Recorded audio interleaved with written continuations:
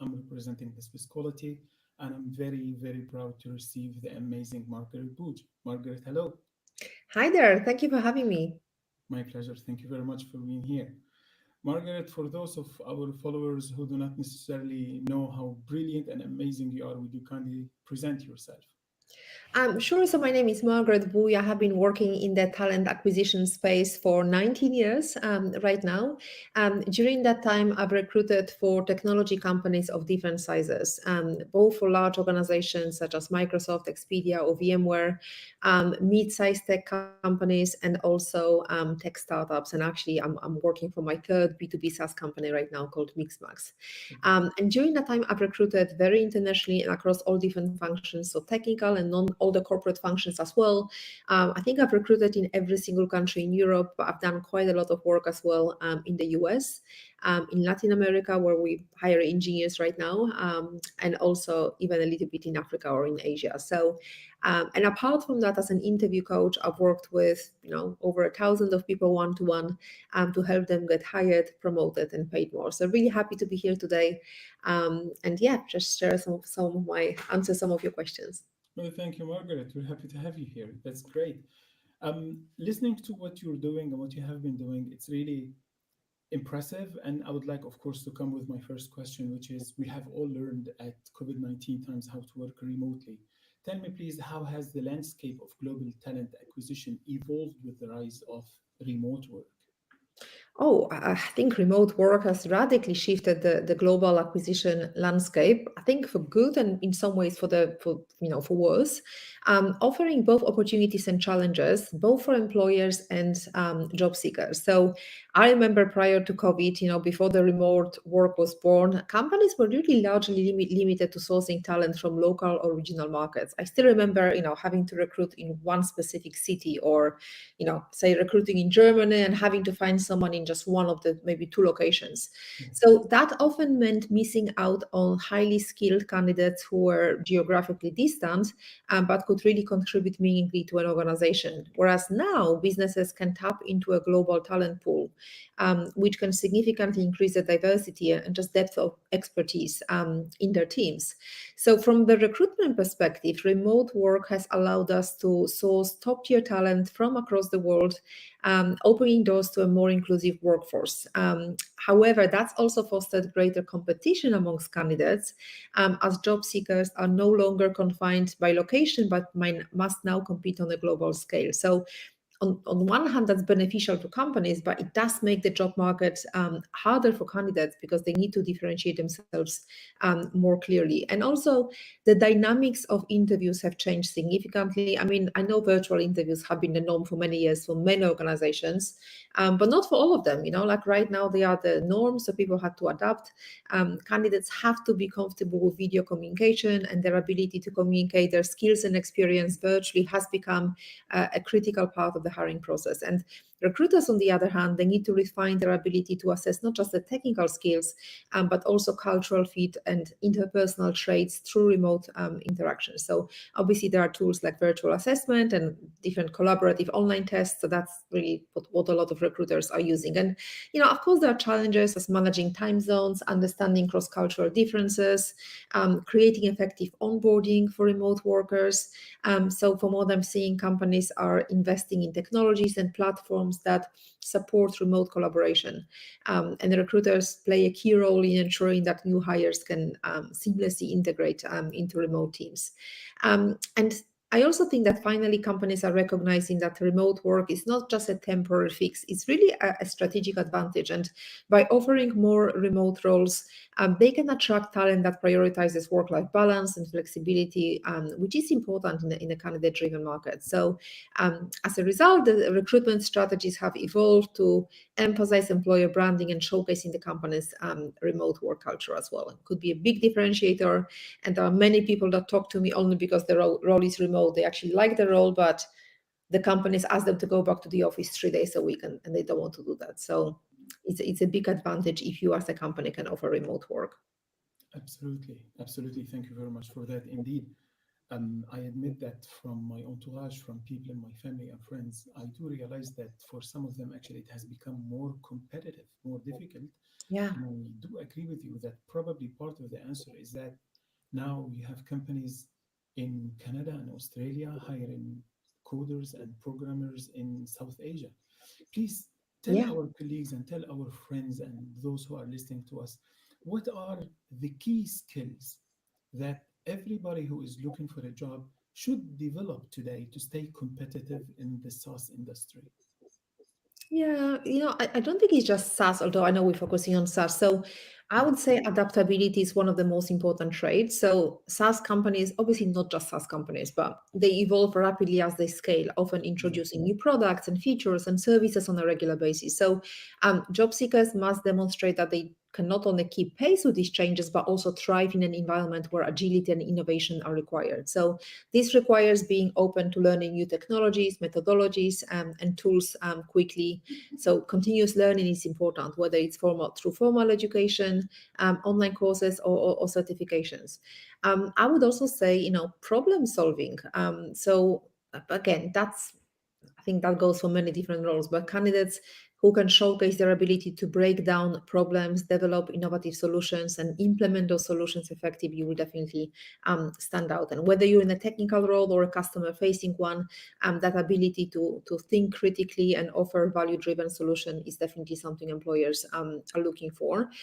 Communication skills, again, that goes for any remote position, but for example, engineers must be able to explain technical concepts to non-technical stakeholders, and customer success teams need to be adept at translating client needs into product features. So this cross-functional collaboration requires not only strong verbal and written communication skills, but also ability to listen and adapt based on feedback. Teamwork and collaboration, again, that goes for any role, whether it's remote or hybrid, or but remote, hybrid, or on-site. But teamwork and collaboration, definitely very important in a SaaS environment. SaaS products are constantly evolving, so they require effort, like cohesive effort from multiple departments. So being able to work effectively within a team, whether that's in person or remotely, is a must. So demonstrating your ability to collaborate, to share insights, and contribute to the success of those cross-functional teams, that can help set you apart from other candidates. And I think I would also say, maybe on, like, as a last one, entrepreneurial mindset. SaaS companies, especially startups, are often looking for candidates who can take ownership of the roles and who can think strategically about how their work impacts their broader business. So being proactive, understanding business models, and having ability to contribute ideas that drive product growth or customer retention are qualities that SaaS companies value immensely. And of course, the technical skills as well. Absolutely amazing. Thank you very much for sharing that. Margaret, if I may, I would like to go back maybe one step to the interview. Mhm. I know a lot of people who are scared, like you have no idea of the interview. Even if for a lot of people today it's a remote interview, still a lot of people really fear the interview. Please tell me, in your experience, how can candidates stand out during the interview process, especially for tech roles, if I may? Yeah, absolutely. So candidates who stand out in the interview process, particularly maybe in software development roles, but I'll give some more general advice.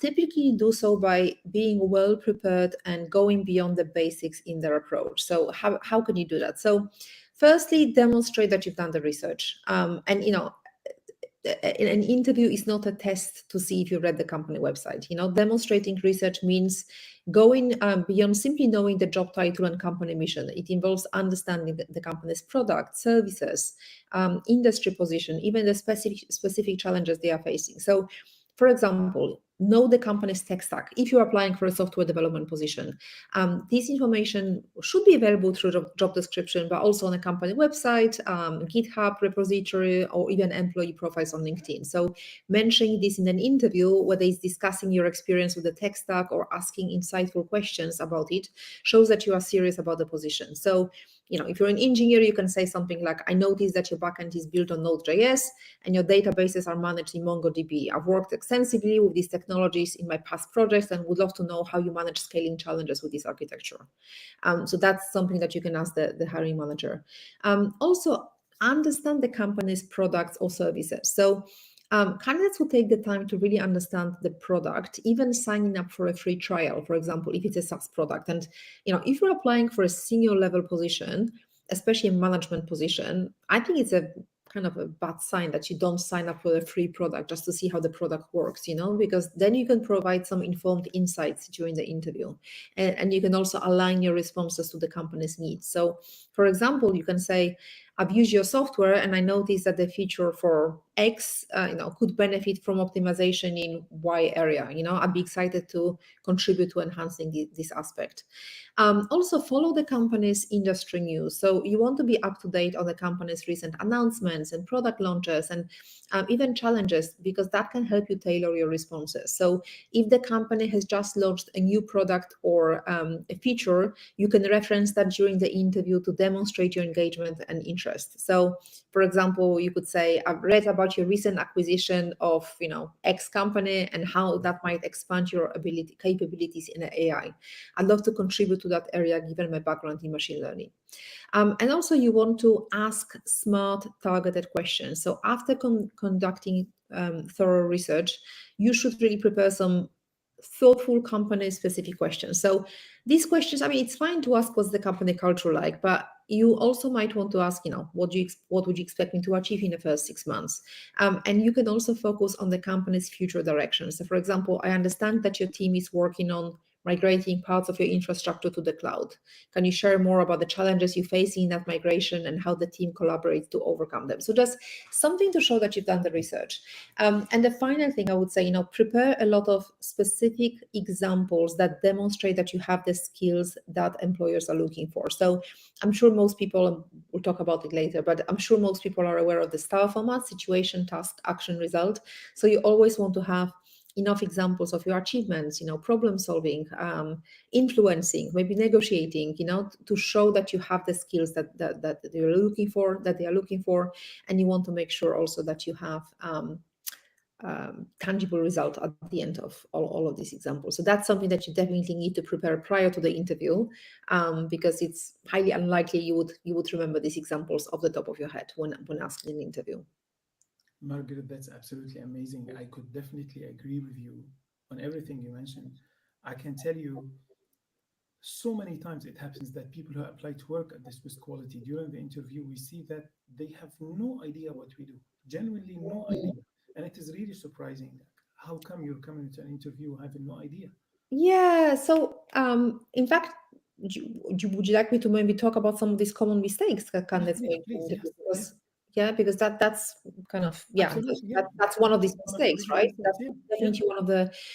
So, firstly, interviews are often high pressure situations, right? So even the most qualified candidates can make avoidable mistakes. So, some of the most common mistakes I see would be just exactly what you've said: lack of preparation, right? So one of the most frequent mistakes is that the candidate comes to the interview unprepared. So that manifests in not knowing enough about the company, its products, or the role itself, and sometimes some candidates even fail to read the job description, leading to misalignment in expectations. So thorough research is essential. So you want to, as I mentioned earlier, you want to learn about the company's mission, culture, key products or services, any recent news or developments, and also understanding the specific responsibilities and expectations for the role is equally important. And then, as I mentioned earlier, preparing relevant examples from past experiences that demonstrate the required skills will allow you to make a stronger connection between your background and what the company needs. Another common mistake is giving very generic or rehearsed responses. So on one hand, yes, you do need to prepare. But if you provide very generic or very canned answers, you just don't showcase your unique skills and experiences. So employers want to hear specific examples that demonstrate, illustrate how you can contribute to the organizations, not just vague statements. So you want to tailor your responses to the company and the role, and you use that STAR format: situation, task, action, result. And that structure ensures, or challenge, action, results. So that stands for CAR. So that just ensures that you will provide specific, detailed answers that demonstrate how you've applied your skills in real-world scenarios.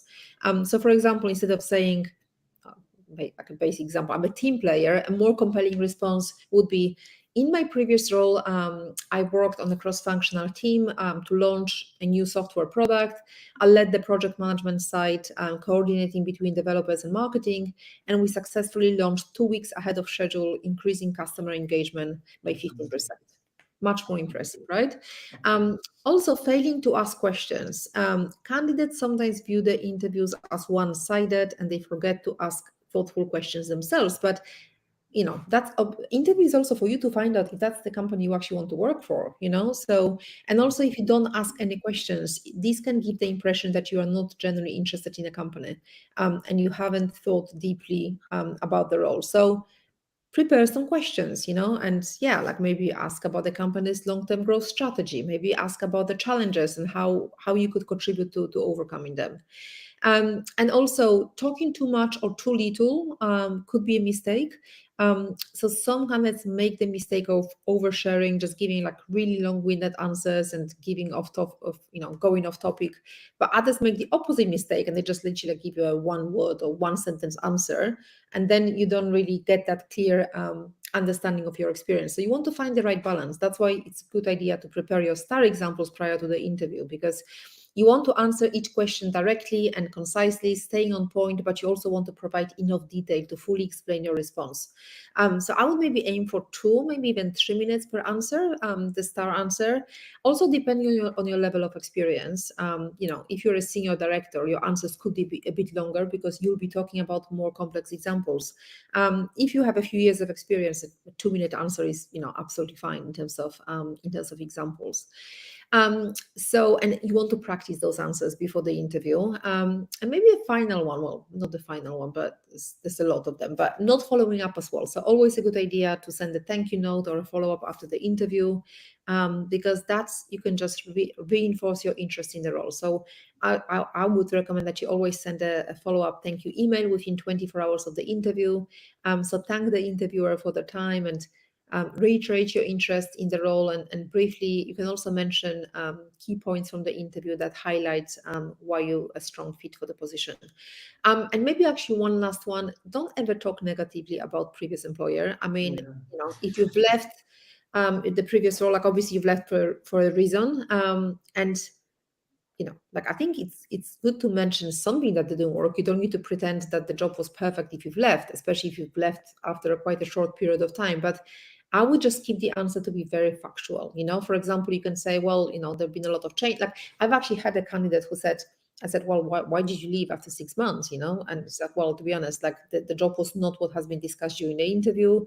He joined the company and then his boss was fired after the month. Then his boss's boss was fired. There was no strategy for a few months, and it was just, I don't remember the details right now, but it was just like the job was not what has been discussed with him during the interview. So he just decided it was better to leave and find something that has just more long-term growth potential. So you can be factual, but you don't ever want to say, oh well, they don't know how to make decisions. My boss is an idiot. Like we never want to say.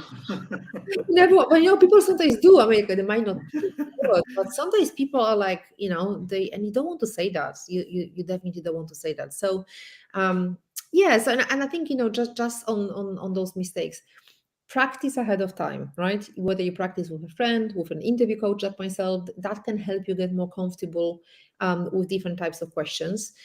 Also, be authentic. Like, yes, I mean, you do want to prepare, but instead of trying to give a perfect answer, whatever the perfect answer is, focus on being genuine, because employers do value candidates who are authentic and transparent about their strengths and areas of growth. And also, you need to believe in your capabilities, abilities, and communicate with confidence, but without arrogance. Because being self-assured helps candidates to present themselves in the best possible light. Thank you very much for sharing that. If I may, I would like to hear something back with you.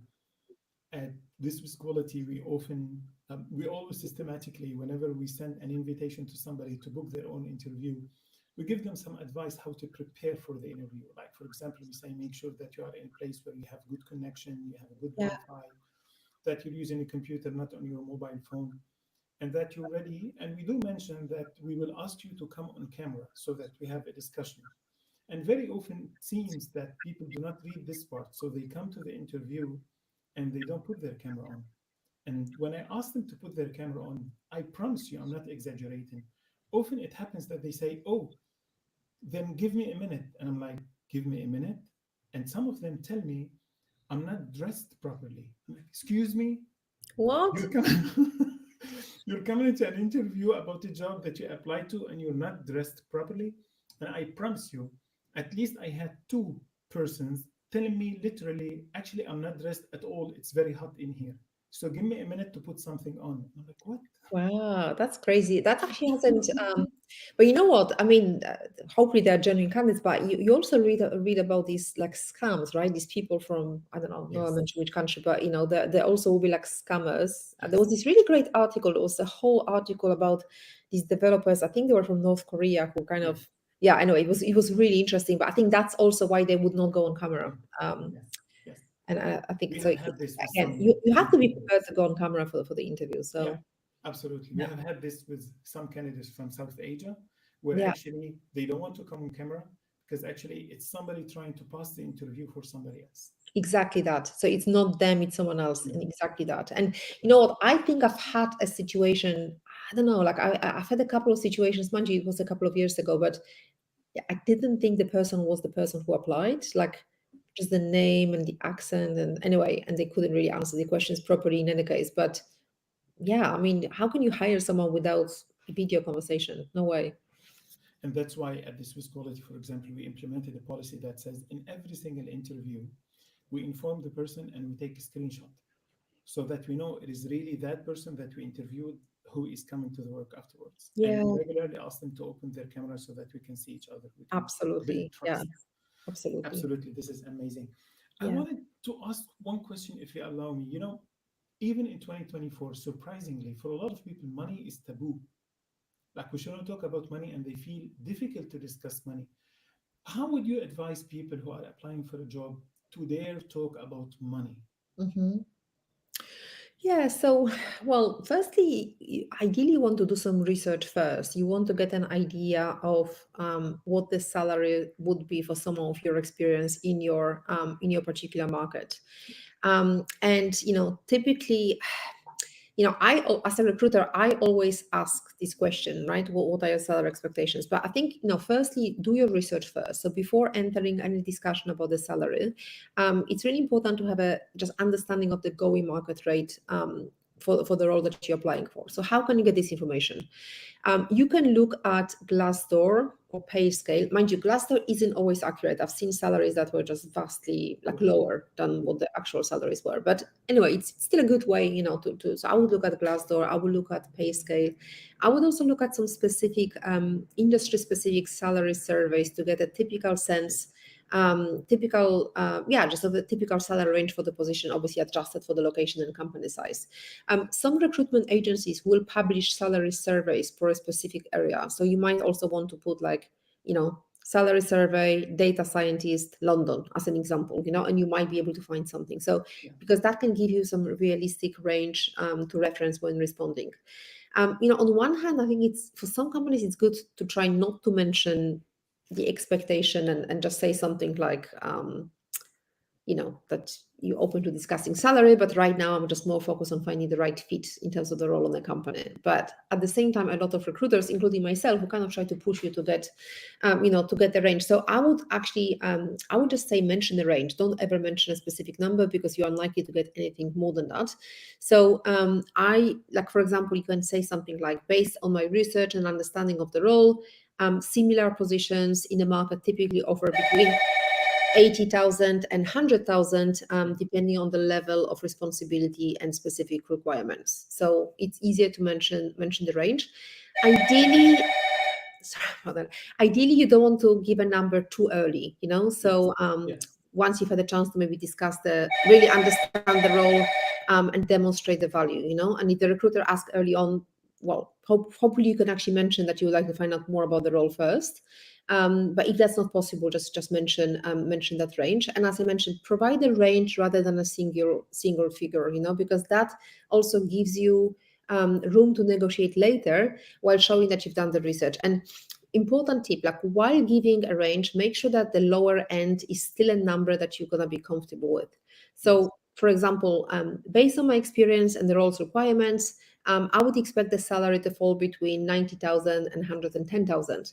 However, I'm open to discussing this further depending on the full compensation package and benefits. So that just gives you room to negotiate, later. And also, you want to focus on value, not just the numbers. So you should use this opportunity to reinforce the value that you bring to the table. So instead of just naming the number, tie your expectations to your unique skills and experiences or outcomes that you can actually deliver. So for example, you can say, given my background in successfully leading software development projects and my expertise in cloud architecture, I believe a salary in the 90 to 100,000 range is appropriate, and I'm open to discussing how we can structure the compensation based on performance outcomes. So you can say something like that. And also consider the full compensation package. So and again, you can't negotiate everything in every company. It just depends on the, in a smaller company, you probably have more room for negotiation, but you can maybe negotiate, stock options, bonuses, flexible working conditions, health insurance, professional development opportunities, and that can add significant value to compensation package as well. So there are different things that you can negotiate as well. And also, I think a lot of people are scared to negotiate at all because we know it's a tough market right now. Let's be honest, it's a tough market with a lot of competition, and some sectors obviously are doing better than others.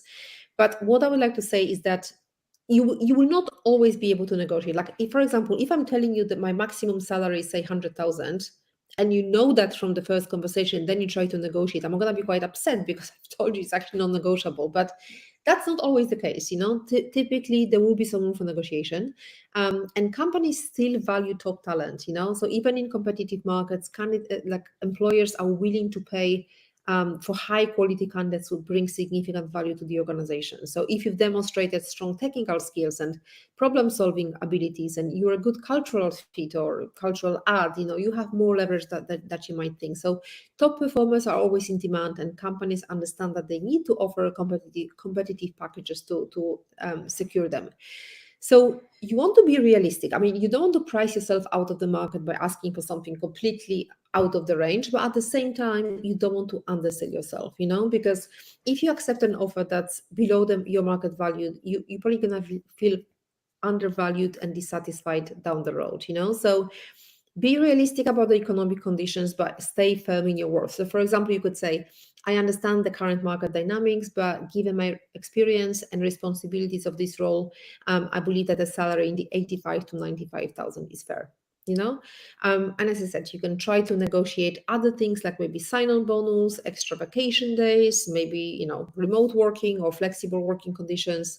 So like let's say there's no room for negotiation on the salary, right? You could say, well, if the base salary is firm at 85,000, I'd be interested in discussing a sign-in bonus or additional vacation days to make the offer more competitive. So you can just try that, right? If you don't try, you don't get. Like if you don't ask, you don't get. So yeah, it's always good. And negotiation should always take place after you've been made an offer, but before you accept, because that's where you've got most leverage.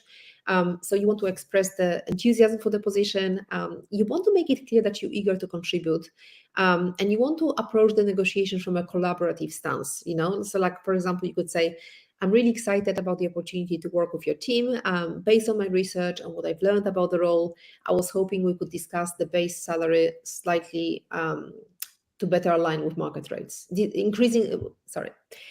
Based on my research and what I've learned about the role, I was hoping we could discuss increasing the base salary slightly to better align with market needs. So you can just say something like that. And also, negotiation is expected. Like, don't think you're gonna lose out on the opportunity because you ask for more money. I mean, if you ask for double the salary, yes, you actually might lose out on the opportunity. But most employers expect negotiation. They just view it as a professional part of the hiring process. So a well-prepared candidate who respectfully negotiates demonstrate confidence and strong understanding of their values. So it's just really important to approach the conversation with a positive tone, expressing enthusiasm for the role and flexibility in finding the solution that works for both parties. That's absolutely amazing. Thank you very much for sharing that.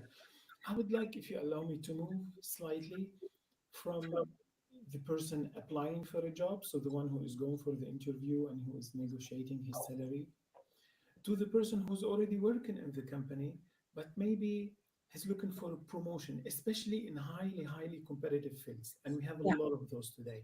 How would you advise those people to approach how to get promoted, especially in those highly competitive fields? Yeah. Sure. So, I mean, securing promotion in a competitive field, it's not just about doing good work. Like that's kind of a given, right? It's about positioning yourself strategically, continuously improving and ensuring that the decision makers know about you and they recognize your contributions. So, firstly, exceed expectations consistently. Performing well in a job is a given, but to stand out for a promotion, you need to consistently exceed expectations. So that means not just doing what's required, but going above and beyond in a way that benefits the organization. So how do you do that? You can take the initiative to solve problems or take on additional responsibilities that show leadership potential. For example, if you identify inefficiencies in the process, suggest and implement improvements. Proactively volunteering for high visibility projects or assignments also helps demonstrate your commitment and capability. Also, develop new skills. So, promotions often require taking on new responsibilities. So, you want to continuously upskill. And yeah, you want to be staying on top of latest tools and trends and methodologies. So just always seek some professional development opportunities through courses, certification, even taking on challenging projects at work that stretch your abilities. So it could be things like learning new programming languages, leadership skills, or project management frameworks that can give you the edge that you need to step into a more senior position. Also, what's very important is to build strategic relationships and network within a company. So, promotions are often influenced by how well you're known and trusted within the organization. Honestly, it's not enough to be just doing a good work and keep your head down and then no one actually knows about you. You're never gonna get that promotion. So you want to build strong relationships with colleagues, managers, and leaders because that will increase your visibility and ensures that you're top of mind when promotion opportunities arise. So make an effort to network internally by participating in cross-functional projects, Yeah. attending company events, or even initiating informal check-ins with senior leaders. So you will want to seek out mentors or sponsors who can advocate for your promotion. These are individuals in leadership positions who can vouch for your work and who can guide your career development. And it's also important that you communicate your achievements. So sometimes employees assume that the hard work speaks for itself, but in reality, busy managers might not be fully aware of all of your contributions. So you want to be communicating your achievements regularly. So very important, keep track of your accomplishments and maybe have a Google Doc where you always add some positive feedback from your manager, from the client, and then find appropriate moments to share them with your manager. So during performance reviews, of course, but one-to-one meetings as well, and even informal check-ins, and frame your successes in terms of value that you bring to the company. For example, increasing efficiency, reducing cost, or driving revenue. So for example, you can say, in the last quarter, I led a project that improved the team's workflow, reducing time to market by 20%. Also, seek feedback and act on it. So you want to actively seek feedback from your manager or peers because that shows that you're committed to growth and self-improvement. So ask for feedback on specific projects or areas where you can improve. And then, for example, if you're told that you need to work on your leadership skills, consider leading a team initiative or taking a leadership course to demonstrate your commitment to growth. And and I think a couple more that demonstrate leadership potential. So promotions often go to individuals that demonstrate that leadership potential, even if they are not in a formal leadership role yet. Absolutely. So you can lead by example. You can lead by example in your current role as well. So you can maybe mentor junior team members, manage a project from start to finish, or you can just step up when challenges arise. So employers want to promote people who can lead with confidence and make sound decisions. So look for opportunities to demonstrate those qualities. And a final one, I would say, align yourself with the company goals. So promotions are more likely when your personal goals align with the company's objectives. So if you can demonstrate that your work directly contributes to the company long-term strategy, then you make a stronger case for your promotion. So How do you do that? You want to understand the company's priorities, whether it's innovation, growth, customer satisfaction, efficiency, and just position yourself as someone who can help drive those goals. So for example, if a company is focused on expanding its customer base, work on initiatives that enhance customer acquisition or retention and ensure that your contributions are visible to senior leaders. Thank you very much for sharing this. I can definitely agree with you. I I genuinely feel like I would like for a couple of minutes to leave Mr. or Mrs. Candidate and to look at things from the side of the person who is recruiting, who is hiring. Mhm. What are the challenges today, especially today, in the context of today? What are the challenges of hiring internationally, knowing that almost everybody has become mobile and a lot of companies actually are going and taking programmers from where they are, especially for Yeah. tech roles? And in your opinion, how can companies overcome those challenges of hiring internationally today?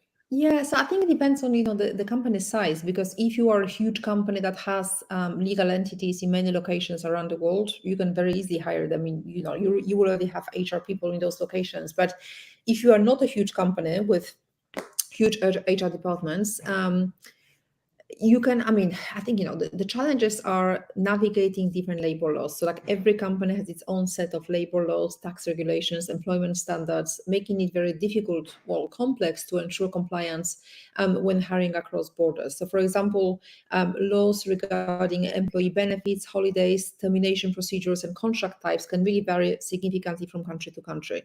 So for example, at Mixmax, we only hire contractors. And, I've been here for 2.5 years. So obviously there are long-term contract positions. And we use a company like Deal.com to hire contractors globally. There's another one called Remote.com. It's kind of the same, I think. So, Deal takes care of the compliance, payroll, and taxes, making it much easier to manage those international contracts. So this allows us to hire top talent from anywhere. We don't hire anywhere. We hire in Europe and Latin America primarily for engineering. And we don't have to worry about the legal intricacies of each country's employment laws. Although, not everyone wants to work as a contractor. So that's obviously a challenge. As well, cultural differences can be a challenge because hiring across different regions can just bring up cultural differences in work habits, communication styles, and expectations. And what might be considered acceptable in one country maybe will not align with some cultural norms in another. So when we don't do that, but I know there are companies like investing in cultural sensitivity training for management and Yes. employees. So I think that's a great idea. I've not had a chance to do that, but I've been doing some reading. Additionally, hiring managers can just make an effort to understand the working styles and preferences of employees from different culture. Time zone management. So remote teams spread across the globe, they can really struggle with coordinating meetings due to significant time differences.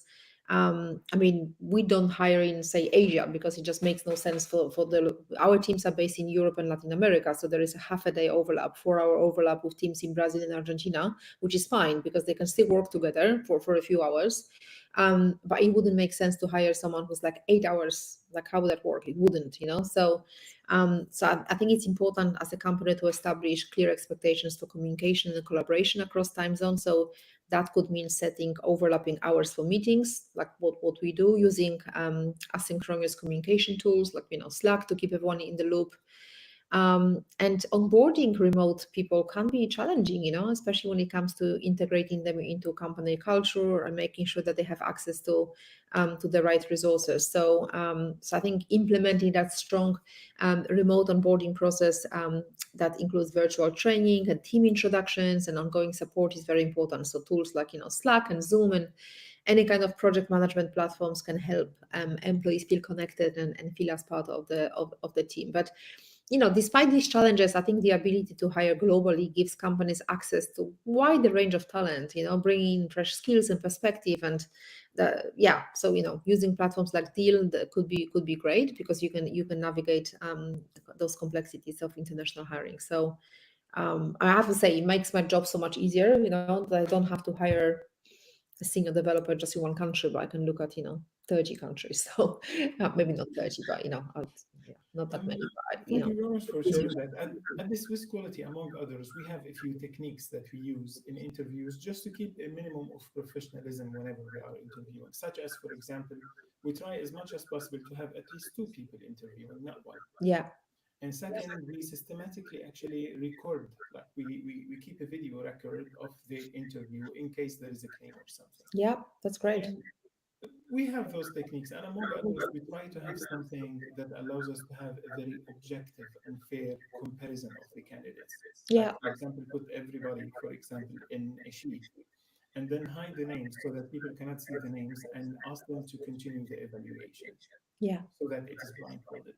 In your opinion, in your experience, what interview strategies or techniques have you found to be the most effective when you are hiring for technical roles?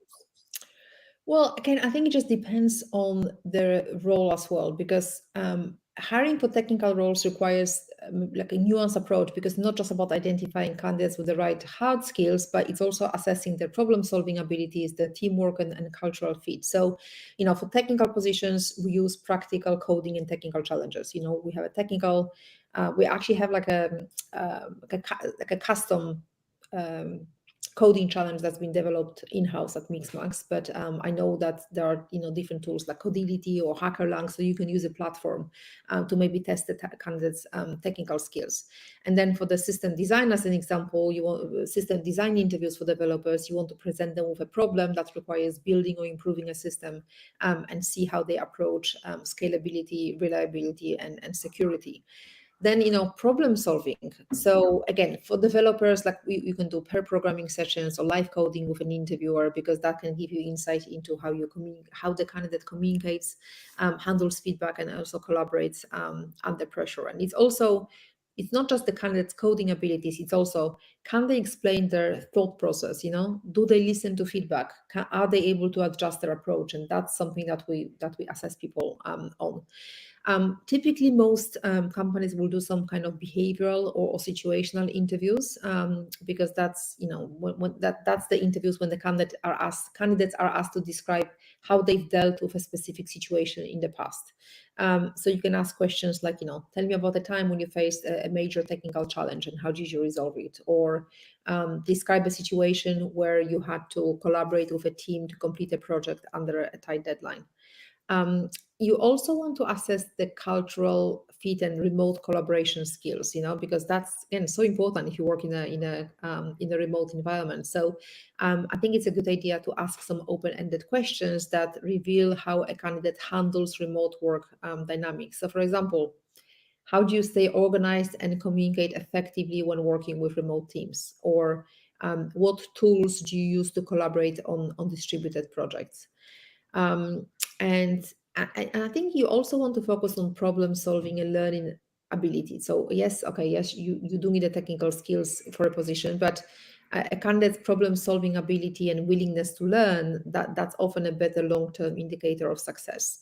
So a candidate might not know every technology, but again, depends on the role. If it's like a mid-level candidate, yeah, they might need to know that if it's like a staff engineer, language is just a tool, right? So if they don't know a specific tool, they can hopefully very quickly adapt. So you might want to include a problem that the candidate might not know offhand and see how they tackle that. So you can assess their approach to problem solving rather than whether they can produce the correct answer immediately. So these strategies can help identify well-rounded candidates who can not only excel technically, but also fit with the company culture and work collaboratively on the team. Absolutely amazing. Thank you for sharing that.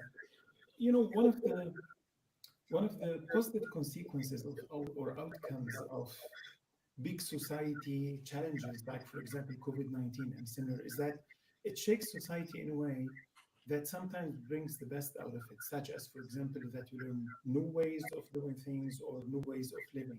And sometimes actually it's an improvement, it's going forward. I'd like to ask you, for those who have transitioned into tech roles or for those who want to transition to tech roles from other industries, say for example somebody who has studied computer science and he knows what languages are, but for a while now he has been managing projects and now he has decided he wants to go back to programming. Mhm. For those people, what is your advice? How could they do it actually? It's not easy. I think transitioning to like into a tech role from a non-technical background, it's not easy, but absolutely doable. In fact, one of my clients recently, he worked in like a transportation sector, and he got a job at Amazon. So yeah, there are many professionals who successfully made that leap by leveraging transferable skills. Focusing on the continuous learning, and obviously preparing really well for the interview. So, I mean, firstly, what are your transferable skills? Because many roles outside of tech develop skills that are highly transferable to the tech industry, such as problem solving, project management, communication. So, for example, if you have experience leading projects, managing teams, or working in customer focused roles, you already have many skills that the tech employers need. So, for example, when applying for roles in tech, you might want to emphasize your transferable skills in resume and during interviews. So, for example, if you manage project in a non-tech industry, explain how those skills would help you excel as a project manager in a software development team. So show how your previous experience adds value to the tech role that you're pursuing. You can also take some relevant courses or certifications. So maybe like learning coding languages like Python or JavaScript or SQL can help you transition into data science, software engineering, or product management roles. So there are platforms like Coursera or Udemy that offer accessible tech courses. So identify the key skills that are actually required for the positions that you are targeting, and then just take some courses or certifications. Or like, let's say you're moving into data analytics, certifications in data science or SQL or machine learning will demonstrate your commitment to learning the required skills. Also build some kind of portfolio or work on personal projects. And I think that's probably the most important tip, because you need to have some practical experience, and that practical experience can be a game changer when transitioning into tech. So even if you haven't held a formal tech role, building a portfolio of personal projects or freelance work can showcase your skills and initiatives. So you can start working on small coding projects, data analysis or software development on platforms like GitHub, as an example. You can participate in hackathons or contribute to open source projects, because that allows you to demonstrate your technical abilities in a tangible way, which is particularly important for software development and data science positions. You also want to try to network and find some mentors in tech. Networking is really key when transitioning into a new industry. So build relationships with people who are already working in tech, attend industry events, and seek out mentors who can guide you on your journey. So you can use LinkedIn to find, connect with tech professionals. You can attend webinars or virtual meetups. You can seek informational interviews to learn more about the industry. And if possible, try to find a mentor in the tech space who can help you just offer guidance and help you understand the nuances of the field. And like, you can also find people on LinkedIn who've made a switch, just who changed careers. So like, let's say, okay, as an example, let's say you work in consulting. It could be anything, but let's say it's work in consulting. You can go to LinkedIn, go to old filters, and look at people working who in the previous role they worked in consulting. You can mention some of the names of those consulting companies, and then as the current company, mention the names of some of the companies you are interested in, and then mention the job titles. So you can try to find people who made the switch from your current industry to the tech industry. And again, you can try to reach out and arrange some informational interviews with them. And also, you always want to tailor your resume and your personal brand, because your resume and your LinkedIn profile should reflect your commitment to transitioning into tech. So you want to highlight any kind of relevant courses, certification, personal projects, and use keywords that align with tech roles that you are targeting. So always customize your resume to emphasize both transferable skills and any new technical skills that you've acquired, and also make sure that your LinkedIn profile reflects your transition journey, so to speak, by featuring any relevant projects, certifications, and a clear headline as well that speaks to your target role. Thank you very much for sharing this. I'd like to ask you, if you allow me, a final question that frankly is also about me and about my family. So I heard from my son yesterday that he's in Germany, and I heard that he is having some challenges actually in landing interviews. Mhm. what is the biggest piece of advice you would give to someone who is struggling with landing the interview to start with? Yeah, so I would say two things, not just one piece, but two main pieces of advice. One, focus on tailoring your resume and LinkedIn profile for each application. I mean, LinkedIn profile, I guess you wouldn't tailor that much, but hopefully you don't apply for roles that are vastly different. So, generic applications don't stand out. So target your efforts towards specific roles and companies. You don't have to spend hours doing that. I know there are tools who can help you, which can help you tailor your resume, but honestly, you don't necessarily need them. You can just even just go to ChatGPT and say, this is my CV, this is my resume. I want to apply for this role. How would you tailor my resume? So you can just tailor your resume summary section, your CV, your resume summary section, and maybe the key skills section. So the tailoring I'm talking about takes 5 minutes. You don't need to spend an hour. Just okay. Like, are there any specific skills on the job description that you have? Then make sure that that's clear to anyone looking at your resume within 3 seconds. So I always recommend people have a CV summary section that really demonstrates what they can bring to the role, and that's the section you can tailor slightly, and maybe just reorganize some bullet points, just to really emphasize that you have the experience that they are looking for. So that's number one. Don't just send the same application, the same resume to different positions. Definitely. And number two, networking. So if you just rely on sending applications on LinkedIn, and LinkedIn is great, but you could be looking for a very long time. So like, connect with people in your target industry, attend webinars, ask for informational interviews, try to build relationships, try to have a list of target companies that you are interested in, and try to build relationships with people in those companies as well.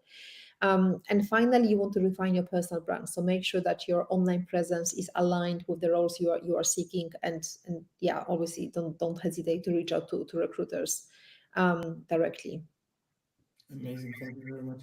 As a final question, do you agree that a lot of recruiters today do have a look at the social media of candidates and what they are writing on social media? Well, I think some do, some don't. I mean, I use LinkedIn a lot as a recruiter, because that's how I find candidates. I personally don't bother looking at their, I don't know, Facebook or Instagram. I actually generally don't have the time. But I know some hiring managers will do that. So I think it's like, I mean, I think you just never want to have anything on social media that puts you in a bad light. And I mean, on one hand, yes, it's up to you what you do in your spare time, but then why have it visible to the public? So either have like really strong privacy settings, so that no one who doesn't know you can't actually check any of your social media profiles, or just don't put anything there that's probably detrimental potentially to your career. That's probably better advice in any case. Like, have one profile just for your friends and family. So yeah, I personally, I don't do that because I don't have the time. But yeah, some managers will definitely do that. And in fact, I remember one situation when my friend told me, so she was a recruiter in a pretty well-known company in ad tech space, and they had someone on a final interview for a PR director, like a European PR director position. And this guy was meant to get the role. And she actually, I can't remember what was her, the hiring manager, but they looked at his social media, and oh my God, like, this guy had pictures of him being drunk like every single weekend, like literally just loads of pictures in inebriated state and half naked, right? Oh, Yeah. So, and again, I'm sure he was a good professional, right? But the thing is, why have these pictures visible to the public? And it yeah, wasn't just one picture, it was like all the time. So anyway, it exactly. just seems like the person like to drink a lot, which again, you can do whatever you want in your spare time, but that actually cost him his job. They didn't give him Yes, the offer because of that. yes, yes, I perfectly understand. Right, Margaret, thank you very much. It was really great fun talking to you. I'm sure that our followers have had a lot of fun watching this. Thank you Yeah, very much. thank you. I And will share the recording later as well. I think I'm losing my voice. Too much talking, too much talking. But no, it was great. Thank you so much for having thank me, you and very much for your time. And we really wish you all the best in your career. Thank you thank you very so much. much. Thank you. Thank you, Margaret. Bye now. Bye bye.